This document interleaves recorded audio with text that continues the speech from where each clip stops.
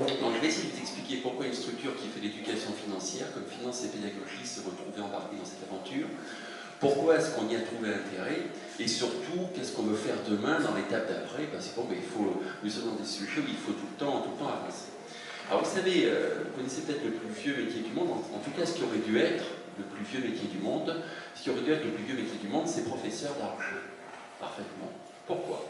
Parce que depuis l'origine du monde, il y a une économie, et l'économie fait que lorsque vous ne maîtrisez pas les questions financières, les questions d'argent, vous n'avez pas de vie.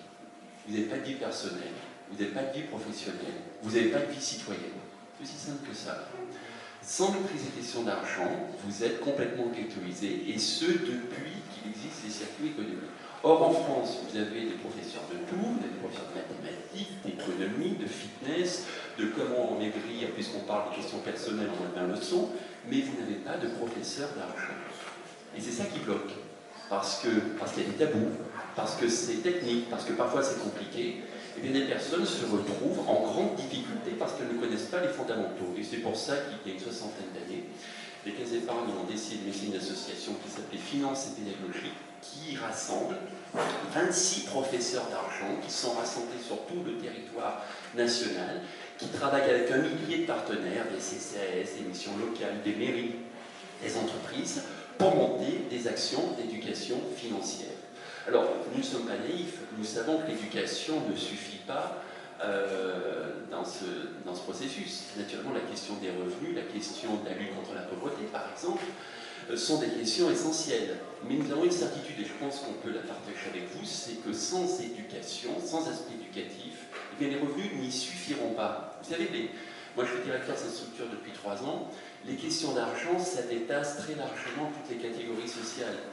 Vous avez des personnes qui, on en a discuté avec Simon notamment, vous avez des personnes qui, avec 3 ou 4 000 euros, ne s'en sortent pas. Et vous avez des personnes qui, avec des revenus bien plus modestes, arrivent à gérer la pénurie. Je ne rentre pas dans une appréciation morale de l'affaire, c'est un simple constat. Donc la méconnaissance des questions d'argent dépasse toutes les catégories. Et nous, notre but, sur tout le territoire, avec tous ces partenaires, c'est de pousser des actions éducatives qui simplifient la vie des personnes et les amènent à maîtriser leur propre vie. Nous, notre sujet, c'est de pousser ces actions. Nous formons à peu près 40 000 personnes par an. 25 000 sont en situation de fragilité économique et sociale. Non, c'est avec ma copine du fond que je suis en train de discuter. Et nous avons plusieurs défis. Le premier défi, je pense qu'on est nombreux à le partager, c'est qu'il faut former de plus en plus de monde. Les besoins sont considérables. Le deuxième défi, c'est qu'il faut absolument trouver des relais. Finance et Pédagogie, en formant 40 000 personnes par an, est l'une des plus grosses structures en termes d'éducation financière. Ça vous montre à quel point nous ne sommes pas à la hauteur des besoins de la société, parce que nous sommes une toute petite structure. Donc il faut absolument trouver des relais, et c'est la raison pour laquelle je suis extrêmement heureux de pouvoir m'adresser à vous, parce que vous êtes autant de relais. Et une des questions essentielles, ça a été relevé par Isabelle dans le cadre de sa présentation, c'est de former des relais. Savoir parler d'argent, ça s'apprend, c'est compliqué, ça ne s'improvise pas. Et puis la troisième question qui est en nous, et ça va m'amener à pilote budget, c'est d'innover dans nos méthodes d'apprentissage. En 2018, on ne parle pas d'argent comme en 1950, quand Finance et Pédagogie a été créée. Il faut utiliser de nouveaux outils, il faut utiliser de nouveaux axes, et il faut donc innover. Ce qui nous a amené assez naturellement à rentrer en contact avec, à l'époque, Lança et Simon et Guy, pour créer Pilote Budget. Alors ça a été une aventure extrêmement intéressante à plusieurs degrés. D'abord la première, c'est que dans une vie professionnelle, rencontrer Simon et Guy en même temps, c'est quand même une expérience. En plus, ils peuvent vous faire les poches, comme ça a été dit. Bon alors nous, on a contribué modestement, là n'est naturellement pas la question. Ce que je veux dire sur un mode plaisant, c'est que la grande réussite de la réalisation de cette appli, de mon point de vue, c'est d'avoir mis autour de la table des partenaires extrêmement différents. Vous avez des banquiers, vous avez des formateurs, vous avez des travailleurs sociaux, vous avez des think tanks qui font l'innovation sociétale, vous avez la Banque de France. Et ces points de vue, il est extrêmement rare qu'ils se rencontrent pour bâtir un outil qui va servir effectivement au relais, aux formateurs, et au public cible. Prenez par exemple une appli. Vous allez discuter avec un représentant de start-up ou avec un banquier. Il va vouloir la connecter, il va vouloir qu'on puisse voir tous les comptes, si c'est connecté aux réseaux sociaux, ce sera encore mieux, etc. etc. Vous discutez avec Simon et Guy, vont vous expliquer au contraire que ce ne doit pas être connecté. Quant au formateur, toujours un peu en retard, vous savez ce que c'est, il arrive en disant, mais en fin de compte, est-ce que faire une appli, c'est la bonne idée? Est-ce qu'ils sont équipés, etc. Et bien lorsqu'on se rencontre tous, on sait qu'il faut faire une appli qui n'est pas connectée. Que toutes les populations, qu'elles soient relais ou cibles, elles sont équipées, et qu'il faut faire effectivement simple. Et bien, vous voyez, cette approche partenariale qui permet de croiser les points de vue, elle permet d'aboutir à un produit qui va être plus efficace. Le deuxième intérêt de ce produit, je parle toujours de pilote budget, bien évidemment, c'est qu'il permet d'enseigner plusieurs facteurs. On n'arrive pas que pour faire l'éducation financière. Quand un de mes formateurs, il y en a 25 sur le territoire, il arrive et qu'il fait une formation avec des personnes qui sont dans un chantier d'insertion et qui utilisent pilote budget, il va faire aussi une formation sur le numérique. Comment est-ce qu'on installe l'appli sur le smartphone? Comment est-ce qu'on l'ouvre? Comment est-ce qu'on évite certains pièges? Comment est-ce qu'on navigue dedans? Il n'y a pas de honte à ne pas savoir utiliser une appli numérique. Moi, il n'y a pas si longtemps que ça, je ne savais pas l'utiliser non plus, finalement. Pourtant, c'est plutôt mon métier. Et finalement, en faisant l'éducation financière, vous croisez que vous faites également du numérique. Et puis, le troisième point, quand même, c'est un outil de pilotage extrêmement concret qui va permettre d'abord d'apprendre à organiser son budget de manière très fluide, et qui va permettre surtout de commencer à détecter où il y a un problème. Alors le problème, il y en a généralement au niveau des ressources. Nous sommes bien d'accord. Mais au-delà des ressources, il y a par exemple des phénomènes de surassurance. Et il y a une pensée émue pour Isabelle, qui avant cette appli ne s'était pas aperçue qu'elle était surassurée. Voilà. Et bien l'appli, ça permet de déterminer des postes qui sont anormalement élevés. Pour toutes ces raisons, moi, je pense qu'elle a représenté, cette appli, un vrai progrès collectif en matière d'éducation financière et budgétaire. Alors la question qui se pose, pour moi, de mon point de vue, c'est qu'est-ce qu'on fait après? Parce que c'est bien d'avoir fait un coup, mais enfin, c'est pas avec une appli qu'on va révolutionner le monde, de même que c'est pas avec 3 heures de session d'éducation financière qu'on rétablit la vie d'une personne. Donc la question à laquelle on se tourne, c'est qu'est-ce qu'on fait après? Eh bien, il faut absolument poursuivre ce mouvement d'innovation. Ce mouvement d'innovation, il peut se faire au niveau de l'appli. Il y a des fonctionnalités qui n'existent pas actuellement. On peut l'améliorer. Bon, par exemple, la restitution Excel fait l'objet de discussions extrêmement fortes. J'ajoute que lorsque vous mettez tous partenaires autour de la table, ça reste quand même une aventure humaine.